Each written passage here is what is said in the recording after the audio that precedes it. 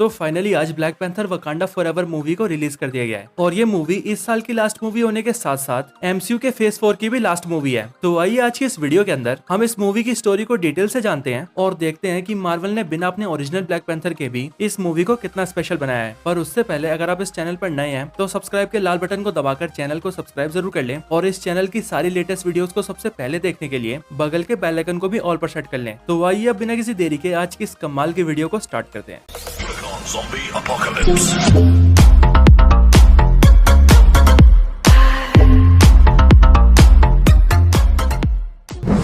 तो movie start होते ही हमें ये दिखाया जाता है कि वकांडा का राजा टिचाला एक बहुत ही खतरनाक बीमारी से सफर कर रहा है। एक ऐसी बीमारी से जिस बीमारी का इलाज वकांडा के पास भी नहीं है और इसीलिए टिचाला को बचाने के लिए शूरी अपनी लैब के अंदर कई तरह के टेस्ट कर रही होती है ताकि वो किसी तरह से हार्ट शेप हब को आर्टिफिशियली क्रिएट कर सके और उसे पिलाकर टिचाला की जान बचा सके। क्योंकि अगर आपको याद हो तो ब्लैक पैंथर की फर्स्ट मूवी के अंदर किलमॉन्गर ने सारे हार्ट शेप हब को जलाकर राख कर दिया था, इसीलिए वकांडा के पास अभी एक भी हार्ट शेप हब नहीं है। यहाँ पर शूरी बहुत कोशिश करती है लेकिन वो तब भी आर्टिफिशियली उस हब को नहीं बना पाती। यहीं पर शूरी अपने आर्टिफिशियल एआई से टिचाला के बारे में पूछ रही होती है, जिस पर शूरी का एआई शूरी को बताता है कि टिचाला की हालत बहुत नाजुक है और उसका हार्ट रेट लगातार नीचे गिरता जा रहा है। और फिर इसके बाद ही शूरी के पास उसकी मदर रमोंडा आती है और वो वहाँ कर शूरी से कहती है, अब रुक जाओ शूरी, ये सब करने का कोई फायदा नहीं है। टिचाला अपने पूर्वजों के पास जा चुका है, यानी कि टिचाला मर चुका है। ये खबर सुनते ही शूरी और उसकी मदर दोनों रोने लगते हैं। फिर इसके आगे टिचाला का फ्यूनरल किया जाता है जहाँ पर सारे वकांडन्स अपने सम्राट टिचाला को श्रद्धांजलि देते हैं। फिर इसके बाद 1 साल बीत जाते हैं और वकांडा 1 साल तक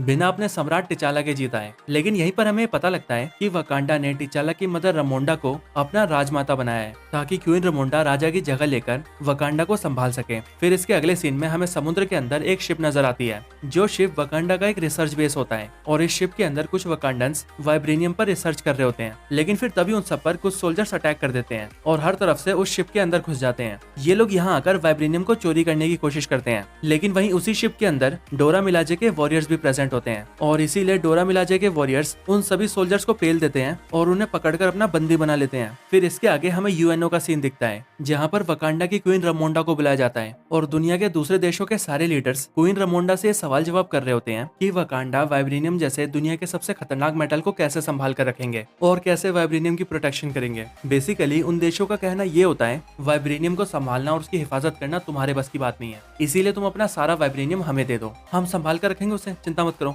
लेकिन इन सारी बातों का जवाब देते हुए क्वीन रमोंडा उन सबसे कहती है कि वकांडा हजारों सालों से वाइब्रेनियम की हिफाजत करता आया है और आगे भी करता रहेगा। और रही बात वाइब्रेनियम को तुम्हें सौंपने की, तो अगर हमने वाइब्रेनियम तुम्हारे हाथ में दे दिया तो तुम उससे खतरनाक हथियार ही बनाओगे और दुनिया को बर्बाद करके ही छोड़ दोगे। और फिर ये सब बोलने के बाद क्वीन रमोंडा वहाँ पर उन सारे पकड़े हुए सोल्जर्स को भी पेश करती है जो सोल्जर्स वाइब्रेनियम चुराने आए थे। और फिर क्वीन रमोंडा बोलती है कि हम जानते हैं कि तुम सब क्या सोच रहे हो, तुम सब यही सोच रहे हो कि अब वकांडा का राजा मर चुका है, इसीलिए उनकी रक्षा करने के लिए कोई भी ब्लैक पैंथर नहीं है और अब यही अच्छा वक्त है वाइब्रेनियम चुराने का। लेकिन इस गलतफहमी में बिल्कुल मत रहना, वकांडा ने बेशक से उसका राजा खो दिया हो लेकिन वकांडा के योद्धा आज भी वकांडा की हिफाजत करना जानते हैं। ये बोलने के बाद क्वीन रमोंडा पूरी दुनिया को ये वार्निंग देती है कि अगर इसके आगे किसी ने भी वकांडा या उसके वाइब्रेनियम पर नजर डाला तो फिर उसका अंजाम बिल्कुल भी ठीक नहीं होगा। इसके आगे हमें फिर से ओशन का सीन दिखाया जाता है जहाँ पर हम कुछ सोल्जर्स और अमेरिकन ऑफिसर्स को देखते हैं जो ऑफिसर्स बेसिकली सीआईए और एफबीआई के ऑफिसर्स होते हैं। ये सभी समुद्र के अंदर वाइब्रेनियम की तलाश कर रहे होते हैं और इनके पास एक मशीन भी होती है जो मशीन वाइब्रेनियम को डिटेक्ट कर सकती है और इसी मशीन की मदद से इन्हें पानी के नीचे एक जगह पर वाइब्रेनियम का पता लगता है। उस वाइब्रेनियम को देखने के लिए 2 ऑफिसर्स पानी के नीचे जाते हैं, लेकिन इसके कुछ देर बाद ही उन सभी पर हमला हो जाता है और हमें पता लगता है कि वो हमला करने वाले और कोई नहीं बल्कि टालोकान के सोल्जर्स होते हैं, यानी कि नेमोर के किंगडम के सोल्जर्स। अब टालोकान सुनकर आपको कंफ्यूज नहीं होना है, बस इतना समझ लीजिए कि नेमोर के जिस किंगडम का नाम मार्वल कॉमिक्स में अटलांटिस है उसी किंगडम का नाम एमसीयू में टालोकान है। यहाँ पर टालोकान के लोग इन सारे अमेरिकन सोल्जर्स को मार देते हैं। और फिर यहीं पर हमें यह भी पता लगता है कि हजारों साल पहले जब वाइब्रेनियम एक मीटेरॉइड के थ्रू अर्थ पर आया था तब वो वाइब्रेनियम का मीटेरॉइड वकांडा के अलावा अटलांटिक ओशन में भी गिरा था जो कि मिला था टालोकान के लोगों को और इसीलिए एमसीयू के अंदर वाइब्रेनियम वकांडा के अलावा टालोकान के पास भी है। इसीलिए वाइब्रेनियम के एक्सेस की वजह से टालोकान के सोल्जर्स ने अपने लिए भी वाइब्रेनियम के वेपन्स बना रखे हैं और नेमोर जो स्पीयर वेपन यूज करता है वो भी वाइब्रेनियम से ही बना है। इसके आगे हमें फिर से वकांडा का सीन दिखता है जहाँ पर क्वीन रमोंडा शूरी को एक नदी के किनारे ले आती है और वहाँ आकर क्वीन रमोंडा अपनी फ्यूनरल ड्रेस को जलाने लगती है ताकि वो अपने बेटे टिचाला की मौत के गम से बाहर आ सके। ये वकांडा के लोगों की थिंकिंग होती है कि अगर हम किसी के फ्यूनरल की ड्रेस को जला दें तो हमें उसकी याद आना बंद हो जाएगी और हम उसकी मौत के सदमे से बाहर आ जाएंगे। लेकिन क्योंकि शूरी इन सब पर बिलीव नहीं करती इसीलिए वो अपनी ड्रेस को नहीं जलाती। लेकिन क्वीन रमोंडा और शूरी दोनों ही टिचाला को याद करते हुए रोने लगते हैं। लेकिन फिर तभी नदी के अंदर से नेमोर बाहर आता है और वो क्वीन रमोंडा और शूरी से कहता है कि उसका नाम कुकुल खान है और वो टालोकान किंगडम का राजा है और उसे बाहरी दुनिया के लोग नेमोर भी कहते हैं। नेमोर उनसे बोलता है कि जब टिचाला ने दुनिया के लिए वकांडा के दरवाजे खोल दिए तब पूरी दुनिया वाइब्रेनियम के बारे में भी जान गई और तब से ही वो लोग वाइब्रेनियम के पीछे पड़े हैं, जिस वजह से उसके लोगों की जिंदगी भी खतरे में आ गई है। और ऐसा इसीलिए क्योंकि नेमोर को ये लगता है कि जिस तरह से वकांडा की सच्चाई जानते ही लोग वकांडा के पीछे पड़ गए हैं, वैसे ही जब दुनिया को टालोकान के बारे में पता लगेगा तब वो लोग टालोकान्स का जीना भी मुश्किल कर देंगे। और फिर इसके आगे नेमोर क्वीन रमोंडा को बताता है कि अमेरिकन के पास एक ऐसी मशीन है जो कि वाइब्रेनियम को डिटेक्ट कर सकती है और उस मशीन को अमेरिका के एक होशियार साइंटिस्ट ने बनाया है।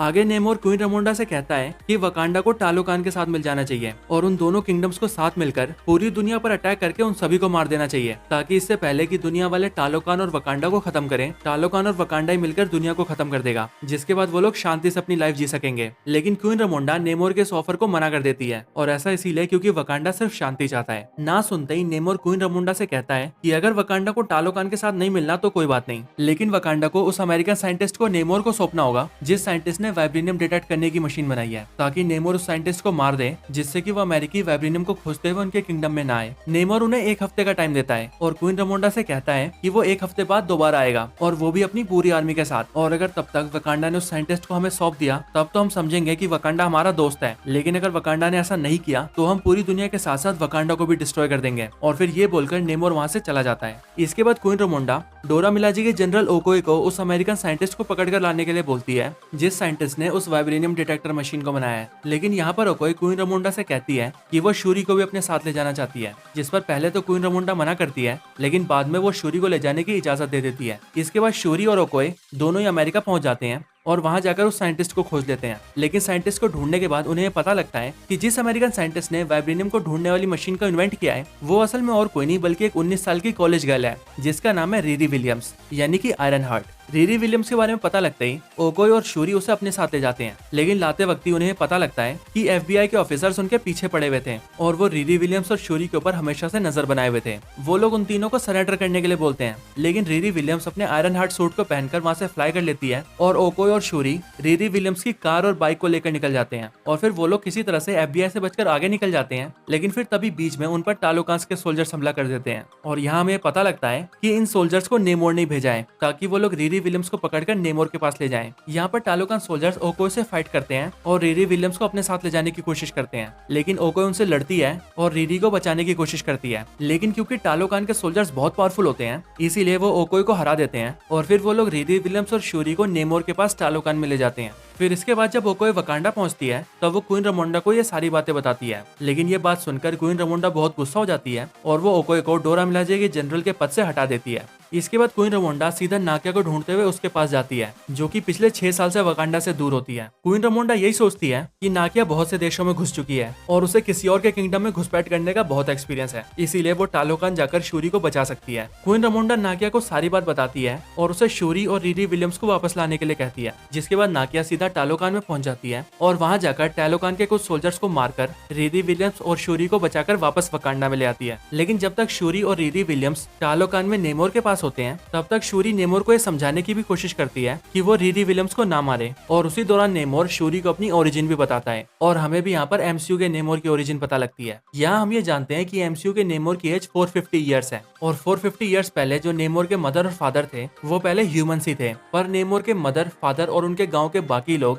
बीमारी और भुखमरी से एक एक करके मारे जा रहे थे, जिसके बाद इनके गाँव के सारे लोग अपने गॉड से प्रे करते हैं और फिर उनके गॉड उनके सपने में आकर उन्हें एक फूल के बारे में बताते हैं जो फूल बिल्कुल ही हार्ट शेप हर्ब की तरह होता है। इस बारे में पता लगते ही नेमोर के मदर फादर के गांव के लोग पानी के अंदर से उस फूल को हासिल कर लेते हैं और फिर उसके अंदर से उसके रस को निकालकर वो सभी लोग उसे पी लेते हैं। लेकिन फिर उसे पीते ही उन सबकी फिजियोलॉजी चेंज हो जाती है और उनका कलर पूरी तरह से ब्लू हो जाता है और इसके साथ ही इनकी पावर भी बहुत ज्यादा बढ़ जाती है। लेकिन फिर ये लोग लैंड पर सर्वाइव नहीं कर पाते और इन्हें सर्वाइव करने के लिए पानी के अंदर जाना पड़ता है। और इस टाइम पर ही नेमोर अपनी मदर के पेट में होता है, जिसके कुछ टाइम बाद नेमोर का भी जन्म होता है। और क्योंकि जब नेमोर अपनी मदर के पेट में था, उसकी मदर ने उसी टाइम पर उस हब को कंज्यूम किया था, इसीलिए उस हब की पावर्स नेमोर को भी मिलती है। और नेमोर जब पैदा होता है तब पैदा होने के साथ ही नेमोर की फिजियोलॉजी कुछ ऐसी होती है कि वो पानी के अंदर और पानी के बाहर दोनों जगह सर्वाइव कर सकता है। इसके साथ ही नेमोर के पैरों में विंग्स भी होते हैं और उसके दोनों कान भी बिल्कुल नुकीले होते हैं। लेकिन फिर जब नेमोर थोड़ा सा बड़ा होता है तब नेमोर की मदर की मौत होने वाली होती है और मौत से पहले नेमोर की मदर की सिर्फ यही इच्छा होती है कि वो अपनी पहले की दुनिया को देख सके और जब उनकी मौत हो तब उन्हें उनके गांव में दफनाया जाए। अपनी मदर की आखिरी इच्छा को पूरा करने के लिए नेमोर अपनी मदर की डेड बॉडी को लेकर उनके गांव में पहुंच जाता है। लेकिन वहां जाकर वो देखता है कि उनके गांव के लोगों पर बहुत सारे स्पेनिश लोग जुल्म कर रहे होते हैं और वो वहां पर नेमोर को देखते ही उस पर भी गोली चला देते हैं। लेकिन नेमोर को तो उस हमले से कुछ नहीं होता, लेकिन नेमोर उन सबको मारकर उस पूरी जगह को जला देता है। और फिर उसी दिन से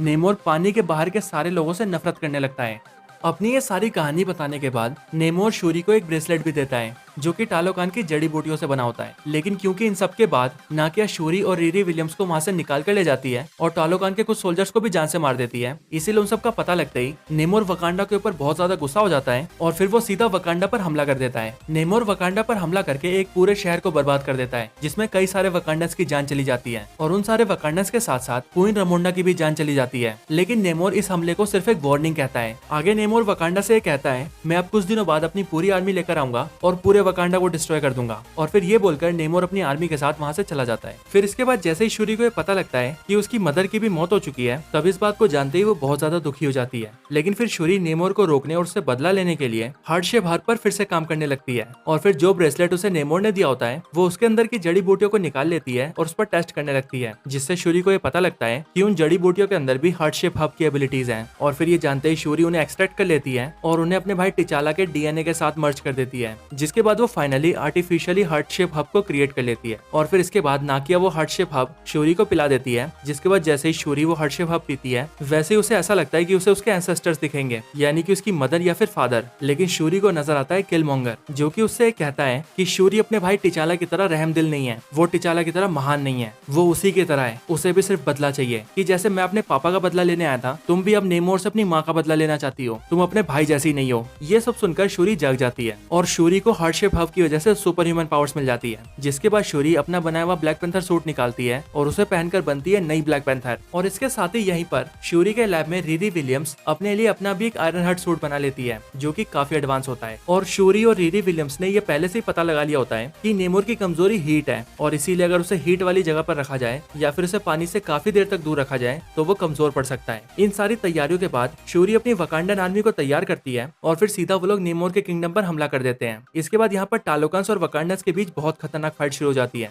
और शूरी अपने ब्लैक पैंथर कॉस्ट्यूम में आकर नेमोर को अपने एक शिप पे ले आती है, जिसके अंदर उसने बहुत बड़े बड़े हीटर्स लगा रखे होते हैं और उनसे बहुत सारी हीट निकल रही होती है। इतनी हीट की वजह से नेमोर कमजोर तो पड़ता है, लेकिन क्योंकि उसके हाथ में उसका वाइब्रेनियम स्पीयर होता है, इसीलिए वो उससे उस पूरे शिप को डिस्ट्रॉय कर देता है, जिसके बाद वो शिप नीचे गिरने वाला होता है। लेकिन शूरी किसी तरह से उस शिप को उड़ाकर एक रेगिस्तान के पास ले जाती है ताकि वो नेमोर को पानी से दूर रख सके। फिर इसके बाद उस रेगिस्तान में आकर शूरी और नेमोर के बीच बहुत ही खतरनाक फाइट होती है और इस फाइट में नेमोर अपना वाइब्रेनियम स्पीयर शूरी के पेट के आर पार कर देता है, जिससे शूरी बहुत ज्यादा इंजर्ड हो जाती है। और फिर नेमोर सीधा पानी की तरफ जा रहा होता है ताकि उसे उसकी ताकत वापस मिल सके, लेकिन उसके पानी तक पहुंचने से पहले ही शूरी अपने टूटे हुए शिप को ब्लास्ट कर देती है, जिससे निकलने वाली आग से नेमोर बहुत ज्यादा वीक हो जाता है। और फिर शूरी नेमोर के वाइब्रेनियम वेपन को उठाकर उसी के ऊपर एम कर देती है और नेमोर से कहती है कि या तो तुम इस जंग में हार मानो या फिर मैं तुम्हारी जान ले लूंगी। और तुम्हें हार मानना ही होगा, क्योंकि अगर तुमने जंग नहीं रोकी तो दूसरों के साथ साथ तुम्हारे लोग भी मारे जाएंगे। नेमोर शूरी की बात समझ जाता है और इसीलिए वो शूरी के सामने हार मान जाता है। इसके बाद शूरी और नेमोर दोनों एक साथ मिल जाते हैं और अपने लोगों के पास जाकर जंग को खत्म कर देते हैं, जिसके बाद टालोकान और वकांडा एक दूसरे का दोस्त बन जाता है।